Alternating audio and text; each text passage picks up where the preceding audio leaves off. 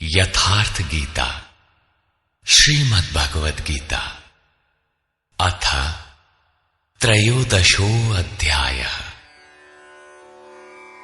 गीता के आरंभ में ही धृतराष्ट्र का प्रश्न था कि संजय, धर्म क्षेत्र में तथा कुरुक्षेत्र में युद्ध की इच्छा से एकत्र हुए मेरे और पांडु पुत्रों ने क्या किया? अभी तक ये नहीं बताया गया कि वो क्षेत्र है कहां, किंतु जिन महापुरुष ने जिस क्षेत्र में युद्ध बताया, स्वयं ही उस क्षेत्र का प्रस्तुत अध्याय में निर्णय देते हैं कि वो क्षेत्र वस्तुतः है कहां। श्री भगवान उवाच।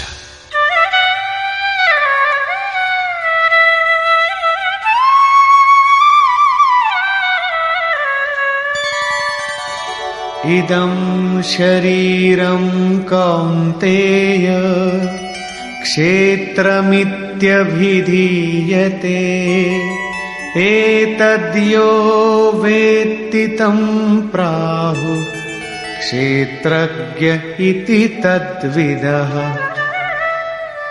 कौन्तेय, ये शरीर ही एक क्षेत्र है और इसको जो भली प्रकार जानता है वो क्षेत्रज्ञ है। वो उसमें फंसा नहीं है बल्कि उसका संचालक है, ऐसा उस तत्व को विदित करने वाले महापुरुषों ने कहा है। शरीर तो एक ही है, उसमें धर्म क्षेत्र और कुरुक्षेत्र ये दो क्षेत्र कैसे? वस्तुतः इस एक ही शरीर के अंतराल में अंतःकरण की दो प्रवृत्तियां पुरातन हैं। एक तो परम धर्म परमात्मा में प्रवेश दिलाने वाली पुण्यमयी प्रवृत्ति दैवी संपत्ति है और दूसरी है आसुरी संपत्ति, दूषित दृष्टिकोण से जिसका गठन है, जो नश्वर संसार में विश्वास दिलाती है। जब आसुरी संपत्ति का बाहुल्य होता है तो यही शरीर कुरुक्षेत्र बन जाता है और इसी शरीर के अंतराल में जब दैवी संपत्ति का बाहुल्य होता है तो यही शरीर धर्म क्षेत्र कहलाता है। ये चढ़ाव उतार बराबर लगा रहता है, किंतु तत्वदर्शी महापुरुष के सान्निध्य से जब कोई अनन्य भक्ति द्वारा आराधना में प्रवृत्त होता है तो दोनों प्रवृत्तियों में निर्णायक युद्ध का सूत्रपात हो जाता है। क्रमशः दैवी संपत्ति का उत्थान और आसुरी संपत्ति का शमन हो जाता है। आसुरी संपत्ति के सर्वथा शमन के उपरांत परम के दिग्दर्शन की अवस्था आती है। दर्शन के साथ ही दैवी संपत्ति की आवश्यकता समाप्त हो जाती है, अतः वो भी परमात्मा में स्वतः विलय हो जाती है। भजने वाला पुरुष परमात्मा में प्रवेश पा जाता है। 11वें अध्याय में अर्जुन ने देखा कि कौरव पक्ष के अनंतर पांडव पक्ष के योद्धा भी योगेश्वर में विलीन होते जा रहे हैं। इस विलय के पश्चात पुरुष का जो स्वरूप है वही क्षेत्रज्ञ है। आगे देखें। क्षेत्रज्ञं चापि मां विद्धि सर्वक्षेत्रेषु भारत क्षेत्र क्षेत्रज्ञयोर्ज्ञानं यत्तज्ज्ञानं मतं मम। हे अर्जुन, तू सब क्षेत्रों में क्षेत्रज्ञ मुझे ही जान, अर्थात मैं भी क्षेत्रज्ञ हूं। जो इस क्षेत्र को जानता है वो क्षेत्रज्ञ है, ऐसा उसे साक्षात जानने वाले महापुरुष कहते हैं। और श्री कृष्ण कहते हैं कि मैं भी क्षेत्रज्ञ हूं, अर्थात श्री कृष्ण भी एक योगेश्वर ही थे। क्षेत्र और क्षेत्रज्ञ अर्थात विकार सहित प्रकृति और पुरुष को तत्व से जानना ही ज्ञान है, ऐसा मेरा मत है। अर्थात साक्षात्कार सहित इनकी जानकारी का नाम ज्ञान है, कोरी बहस का नाम ज्ञान नहीं है। तत्क्षेत्रं यच्च यादृक् च यद्विकारी यतश्च यत् स च यो यत्प्रभावश्च तत्समासेन मे शृणु। वो क्षेत्र जैसा है और जिन विकारों वाला है तथा जिस कारण से हुआ है, तथा वो क्षेत्रज्ञ भी जो है और जिस प्रभाव वाला है, वो सब मुझसे संक्षेप में सुन। अर्थात क्षेत्र विकार वाला है, किसी कारण से हुआ है, जबकि क्षेत्रज्ञ केवल प्रभाव वाला है। मैं ही कहता हूं, ऐसी बात नहीं है, ऋषि भी कहते हैं। ऋषिभिर्बहुधा गीतम् छन्दोभिर्विविधैः पृथक् ब्रह्मसूत्रपदैश्चैव हेतुमद्भिर्विनिश्चितैः। ये क्षेत्र और क्षेत्रज्ञ का तत्व ऋषियों द्वारा बहुत प्रकार से गायन किया गया है तथा नाना प्रकार से वेदों की मंत्रणा द्वारा विभाजित करके भी कहा गया है तथा विशेष रूप से निश्चित किए हुए युक्ति युक्त ब्रह्म सूत्र के वाक्यों द्वारा भी वही कहा गया है। अर्थात वेदांत, महर्षि, ब्रह्म सूत्र और हम एक ही बात कहने जा रहे हैं। श्री कृष्ण वही कहते हैं जो इन सब ने कहा है। क्या शरीर अर्थात क्षेत्र इतना ही है जितना दिखाई देता है? इस पर कहते हैं,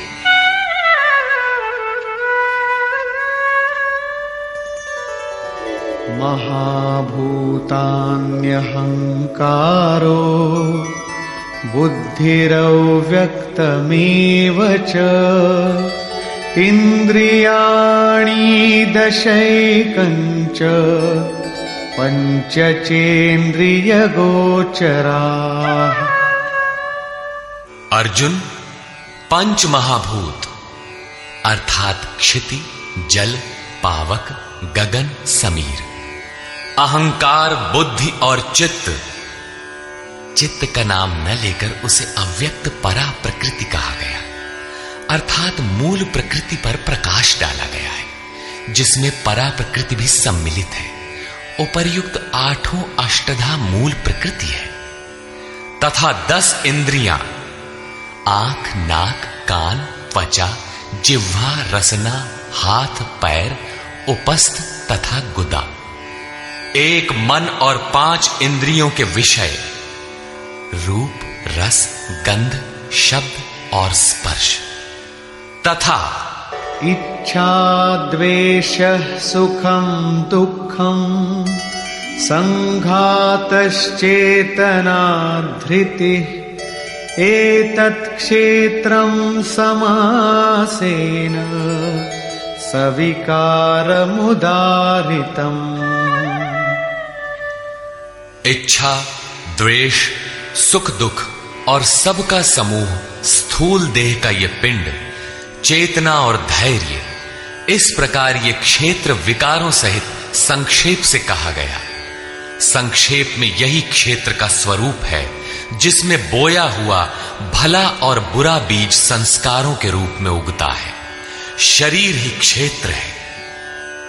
शरीर में गारा मसाला किस वस्तु का है? तो यही 5 तत्व, 10 इंद्रियां, 1 मन इत्यादि जैसा लक्षण ऊपर गिनाया गया है। इन सब का सामूहिक संघात पिंड शरीर है। जब तक ये विकार रहेंगे तब तक ये पिंड भी विद्यमान रहेंगे, इसलिए कि ये विकारों से बना है। अब उस क्षेत्रज्ञ का स्वरूप देखें जो इस क्षेत्र में लिप्त नहीं बल्कि उससे निवृत्त है। अमानित्वमदम्भित्वम् अहिंसा क्षान्तिरार्जवम् आचार्योपासनं शौचं स्थैर्यमात्मविनिग्रह। हे अर्जुन, मान अपमान का अभाव, दंभाचरण का अभाव अहिंसा अर्थात अपनी तथा अन्य किसी की आत्मा को कष्ट न देना अहिंसा है। अहिंसा का अर्थ केवल इतना ही नहीं है कि चींटी मत मारो। श्री कृष्ण ने कहा कि अपनी आत्मा को अधोगति में न पहुंचाओ। उसको अधोगति में पहुंचाना हिंसा है और उसका उत्थान ही शुद्ध अहिंसा है। ऐसा पुरुष अन्य आत्माओं के उत्थान हेतु भी उन्मुख रहता है। हां, इसका आरंभ किसी को ठेस न पहुंचाने से होता है। ये उसी का एक अंग प्रत्यंग है। अतः अहिंसा, क्षमा भाव, मन वाणी की सरलता, आचार्योपासना अर्थात श्रद्धा भक्ति सहित सद्गुरु की सेवा और उनकी उपासना, पवित्रता, अंतःकरण की स्थिरता, मन और इंद्रियों सहित शरीर का निग्रह और इंद्रियार्थेषु वैराग्यम अनहंकार एव च जन्म मृत्यु जरा व्याधि दुख दोषानुदर्शनम।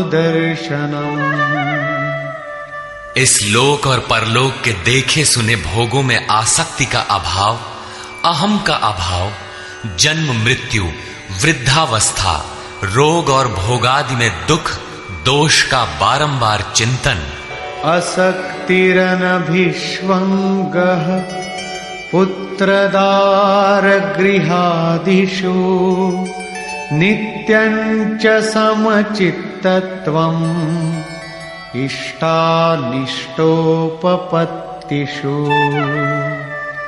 पुत्र, स्त्री, धन और गृहादि में आसक्ति का अभाव, प्रिय तथा अप्रिय की प्राप्ति में चित्त का सदैव सम रहना,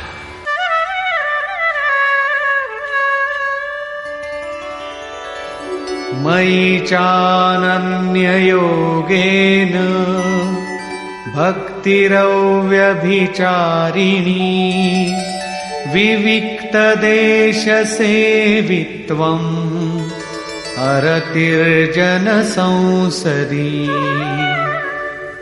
मुझ में अनन्य योग से श्री कृष्ण एक योगी थे, अर्थात ऐसे किसी महापुरुष में अनन्य योग अर्थात योग के अतिरिक्त अन्य कुछ भी स्मरण न करते हुए अव्यभिचारिणी भक्ति अर्थात इष्ट के अतिरिक्त किसी चिंतन का न आना, एकांत स्थान का सेवन, मनुष्यों के समूह में रहने की आसक्ति का न होना तथा अध्यात्मज्ञान नित्यत्वम् तत्त्वज्ञानार्थदर्शनम् एतज्ज्ञानमिति प्रोक्तम् अज्ञानम् यदतोऽन्यथा।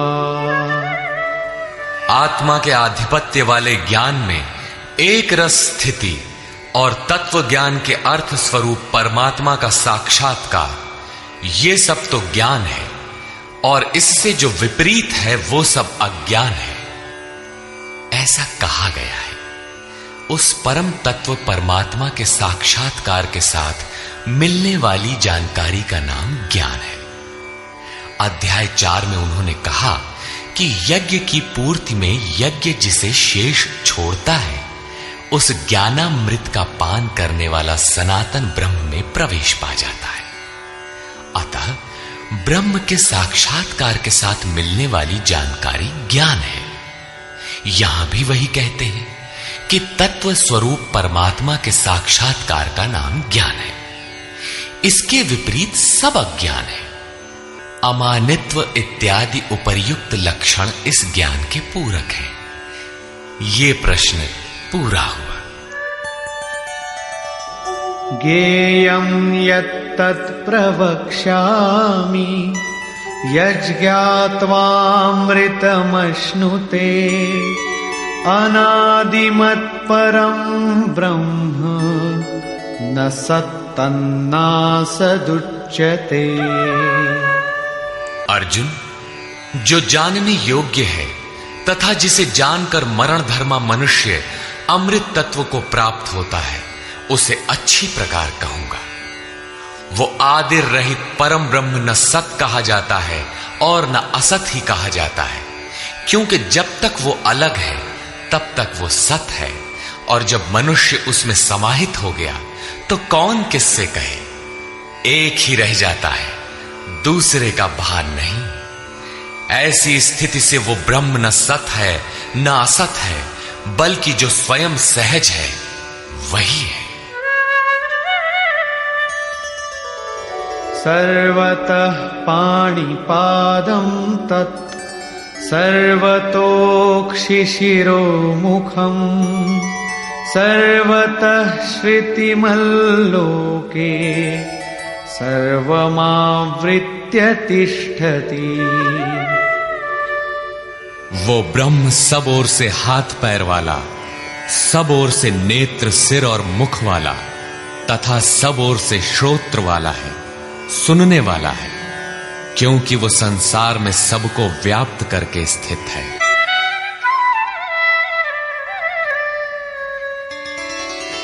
सर्वेन्द्रिय गुणाभासं सर्वेन्द्रिय विवर्जितम् असक्तं सर्वभृच्चैव निर्गुणं गुणभोक्तृ च। वो संपूर्ण इंद्रियों के विषयों को जानने वाला है, फिर भी सब इंद्रियों से रहित है। वो आसक्ति रहित गुणों से अतीत होने पर भी सबको धारण और पोषण करने वाला और सभी गुणों को भोगने वाला है, अर्थात एक एक करके सभी गुणों को अपने में लय कर लेता है। जैसा श्री कृष्ण कह आए हैं कि यज्ञ और तपों को भोगने वाला मैं हूं, अंत में संपूर्ण गुण मुझ में विलय हो जाते हैं।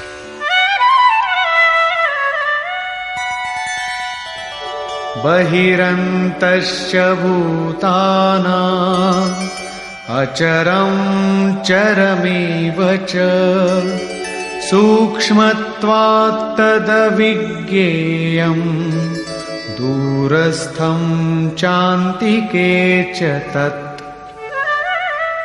वो ब्रह्म सभी जीवधारियों के बाहर भीतर परिपूर्ण है। चर और अचर रूप भी वही है।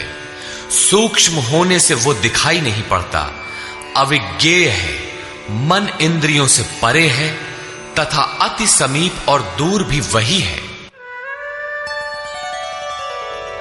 अविभक्तं च भूतेषु विभक्तमिव च स्थितं भूतभर्तृ च तज्ज्ञेयं ग्रसिष्णु प्रभविष्णु च। अविभाज्य होकर भी वो संपूर्ण चराचर भूतों में अलग अलग के सदृश प्रतीत होता है। वो जानने योग्य परमात्मा समस्त भूतों को उत्पन्न करने वाला, भरण और पोषण करने वाला और अंत में संहार करने वाला है। यहां बाह्य और आंतरिक दोनों भावों की ओर संकेत किया गया है। जैसे बाहर जन्म और भीतर जागृति, बाहर पालन और भीतर योग क्षेम का निर्वाह, बाहर शरीर का परिवर्तन और भीतर सर्वस्व का विलय, अर्थात भूतों की उत्पत्ति के कारणों का लय और उस लय के साथ ही अपने स्वरूप को प्राप्त हो जाता है। ये सब उसी ब्रह्म के लक्षण है। ज्योतिषामपि तज्ज्योतिः तमसः परमुच्यते ज्ञानं ज्ञेयं ज्ञानगम्यं हृदि सर्वस्य विष्ठितम्। वो ज्ञेय ब्रह्म ज्योतियों का भी ज्योति है, तम से अति परे कहा जाता है। वो पूर्ण ज्ञान स्वरूप है, पूर्ण ज्ञाता है, जानने योग्य है और ज्ञान द्वारा ही प्राप्त होने वाला है। साक्षात्कार के साथ मिलने वाली जानकारी का नाम ज्ञान है। ऐसी जानकारी द्वारा ही उस ब्रह्म का प्राप्त होना संभव है। वो सबके हृदय में स्थित है, उसका निवास स्थान हृदय है, अन्यत्र ढूंढने पर वो नहीं मिलेगा। अतः हृदय में ध्यान तथा योगाचरण द्वारा ही उस ब्रह्म की प्राप्ति का विधान है। इति क्षेत्रं तथा ज्ञानं ज्ञेयं चोक्तं समासतः मद्भक्त एतद्विज्ञाय मद्भावायोपपद्यते। हे अर्जुन, बस इतना ही क्षेत्र ज्ञान तथा जानने योग्य परमात्मा का स्वरूप संक्षेप में कहा गया है। इसे जानकर मेरा भक्त मेरे साक्षात स्वरूप को प्राप्त होता है। अभी तक योगेश्वर श्री कृष्ण ने जिसे क्षेत्र कहा था उसी को प्रकृति, और जिसे क्षेत्रज्ञ कहा था उसी को अब पुरुष शब्द से इंगित करते हैं। प्रकृतिं पुरुषं चैव विद्यनादि उभावपि विकारांश गुणांश्चैव विद्धि प्रकृति संभवान्। ये प्रकृति और पुरुष दोनों ही अनादि जान, ऐसा संपूर्ण विकार तथा त्रिगुण प्रकृति से ही उत्पन्न हुए जान। कार्यकरण कर्तृत्वे हेतुः प्रकृतिरुच्यते पुरुषः सुख दुःखानां भोक्तृत्वे हेतुरुच्यते। कार्य और करण अर्थात जिसके द्वारा कार्य किए जाते हैं, विवेक, वैराग्य इत्यादि, तथा अशुभ कार्य होने में काम, क्रोध इत्यादि कारण है। उनको उत्पन्न करने में हेतु प्रकृति कही जाती है, और ये पुरुष सुख दुखों को भोगने में कारण कहा जाता है। प्रश्न उठता है कि क्या वो भोगता ही रहेगा या इससे कभी छुटकारा भी मिलेगा? जब प्रकृति पुरुष दोनों ही अनादि हैं, तब कोई उनसे छूटेगा कैसे? इस पर कहते हैं, पुरुषः प्रकृतिस्थो हि भुङ्क्ते प्रकृतिजान् गुणान् कारणं गुणसङ्गोऽस्य सदसद्यो निजन्मसु। प्रकृति के बीच में खड़ा होने वाला पुरुष ही प्रकृति से उत्पन्न हुए गुणों के कार्य रूप पदार्थों को भोगता है, और इन गुणों का संग ही इस जीवात्मा के अच्छी तथा बुरी योनियों में जन्म लेने का कारण है। ये कारण अर्थात प्रकृति के गुणों का संग समाप्त होने पर ही जन्म मृत्यु से मुक्ति मिलती है। अब उस पुरुष पर प्रकाश डालते हैं कि वो किस प्रकार प्रकृति में खड़ा है। उपद्रष्टानुमन्ता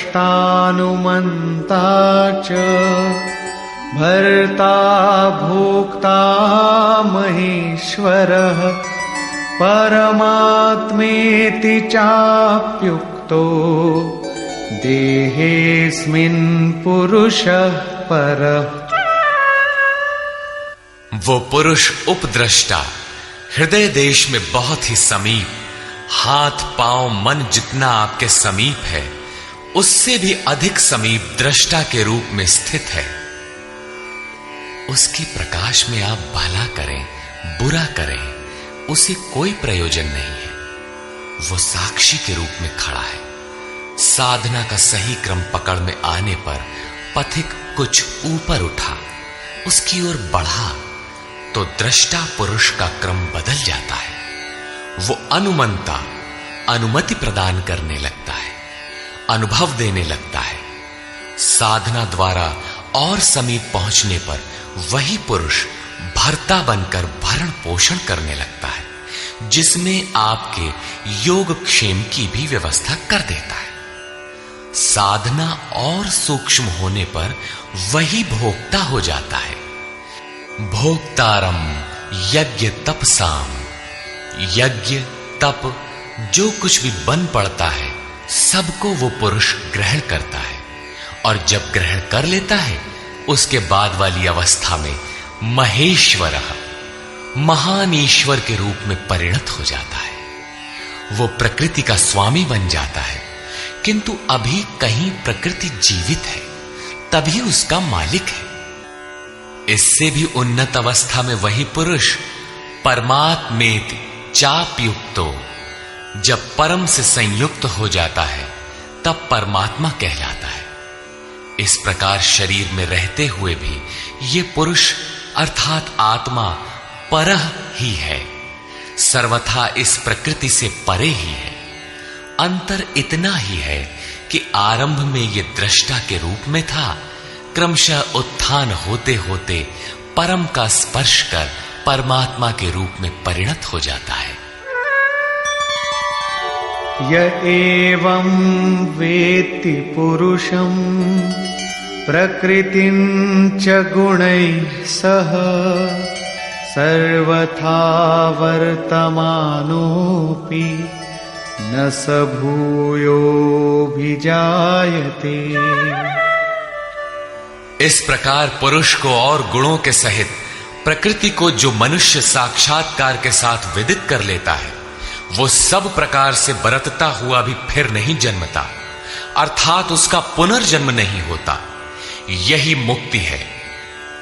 अभी तक योगेश्वर श्री कृष्ण ने ब्रह्म और प्रकृति की प्रत्यक्ष जानकारी के साथ मिलने वाली परम गति अर्थात उसका पुनर्जन्म से निवृत्ति पर प्रकाश डाला, और अब वे उस योग पर बल देते हैं जिसकी प्रक्रिया है आराधना, क्योंकि इस कर्म को कार्य रूप दिए बिना कोई पाता नहीं।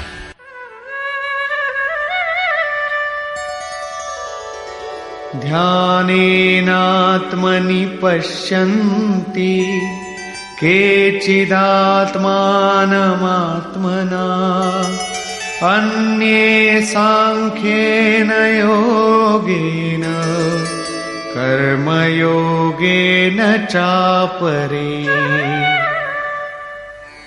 हे अर्जुन, उस आत्मानम परमात्मा को कितने ही मनुष्य तो आत्मना अपने अंतर चिंतन से ध्यान के द्वारा आत्मनि हृदय देश में देखते हैं, कितने ही सांख्य योग के द्वारा अर्थात अपनी शक्ति को समझते हुए उसी कर्म में प्रवृत्त होते हैं, और अन्य बहुत से उसे निष्काम कर्म योग द्वारा देखते हैं, समर्पण के साथ उसी नियत कर्म में प्रवृत्त होते हैं।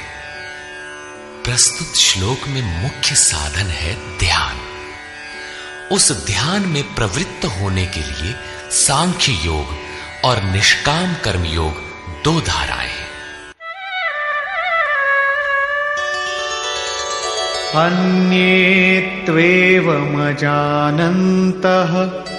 श्रुत्वान्येभ्य उपासते तेऽपि चातितरन्त्येव मृत्युं श्रुतिपरायणा। परंतु दूसरे जिनको साधना का ज्ञान नहीं है, वे इस प्रकार न जानते हुए अन्येभ्यः दूसरे जो तत्व के जानने वाले महापुरुष हैं उनके द्वारा सुनकर ही उपासना करते हैं, और वे सुनने के परायण हुए पुरुष भी मृत्यु रूपी संसार सागर से निसंदेह तर जाते हैं। अतः कुछ भी पार न लगे तो सत्संग करें। यावत् संजायते किंचित सत्वं स्थावर जंगमम् क्षेत्र क्षेत्रज्ञ संयोगात् तद्विद्धि भरतर्षभ। हे अर्जुन, यावन मात्र जो कुछ भी स्थावर